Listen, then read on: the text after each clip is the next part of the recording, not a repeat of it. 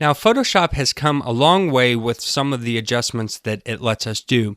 In the past, you could only do basic adjustments such as brightness and saturation and curves and levels and things like that. But now we can actually start to fake some different things that, say, a camera would do, such as exposure. And that's what we're going to talk about in this video. It's how we can actually adjust the image exposure in this photograph.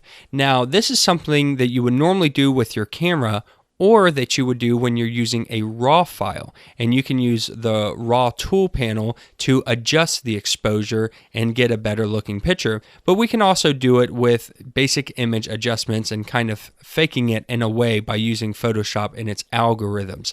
Now, exposure is just basically how much light and darkness is being captured into the picture.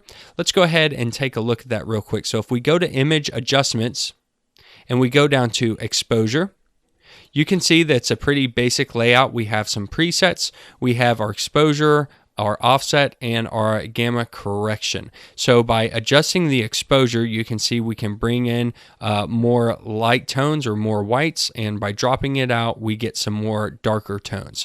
Now we can use the offset to offset where that midpoint is. So as we bring it down, we're using some of the darker tones, and we've lowered that exposure so it's getting even darker. If we go up to a higher point, it's taking the midtones and bringing those down evenly, and so the whole image is getting darker. So that is how the offset is going to work. And then gamma correction is actually going to be how it looks on your screen, your actual monitor.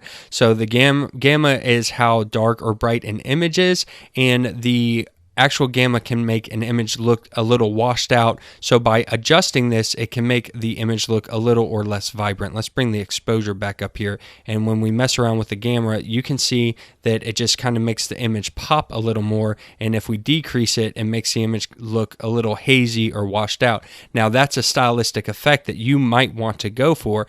But by adjusting these settings, you can actually adjust the exposure of this photograph. Again, there's some presets, so we can have -1, which will drop it down a little bit, or we have the +1 and +2, which will make that image pop. So if we do +1 and we turn the preview off and on, you can see just by adjusting the exposure here, we lose detail in that waterfall, but the rest of this image, all the whites are popping a lot more.